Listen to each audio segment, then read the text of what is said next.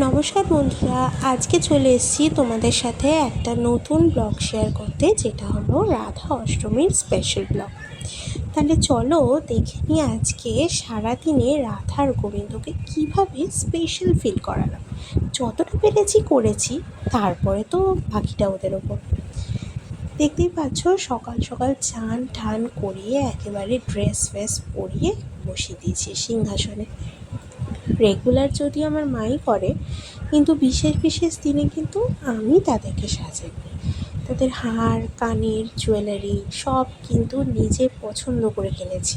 এবার চলো দেখে নিই কীভাবে সাজালাম। প্রথমে দেখো, ফার্স্টে বেলুন দিয়ে সুন্দর করে ডেকোরেশন করেছি।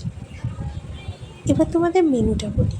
আজকের মেনু হলো লুচি, আলুর দম, সুজি, 5 রকম ভাজা আর মিষ্টি। সকাল সকাল আলুর দমটা করে ফেলেছিলাম, তার আগে সুজিটাও রেডি করে ফেলেছি। আলুর দমটা হয়ে যাওয়ার পরে ভাবলাম লুচিটা ভেজে নেওয়া যাক। তারপরে লুচিটাও বসিয়ে দিলাম। লুচিটা করতে করতে প্রায় ওই দুপুর গড়িয়ে গেছিলো। দেখো, খাবার কিন্তু অলমোস্ট ডান। এরপরে তোমাদের দেখাই কী কী মেনু।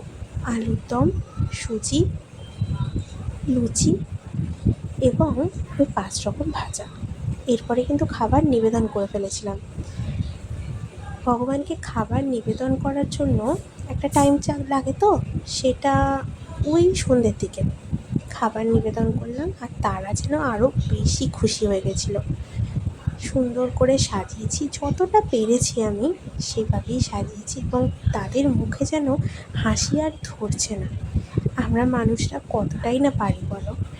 তারা আমাদের দিয়ে যেটুকু করাবে সেটুকুই আমরা করি, এবং এটা আমাদের সৌভাগ্য বলেই আমি মনে করি যে তাদের কিছু করছি। ভগবানকে সেবা করা তো চারটিখানি কথা নয়, ভগবানকে সেবা করা অনেক বড় কথা। যতটা পেরেছি ততটাই করেছি। দেখো, আমার রাধা আর গোপালকে কি সুন্দর লাগছে, কি সুন্দর হাসছে। তারপরে সন্ধে হতে না হতেই পুজোটাও দিয়ে নিলাম। ওই ধূপ ধুনো, রাধার 28টি নাম বলে সারাদিনের আজকে রাধা অষ্টমীটা শেষ করলাম।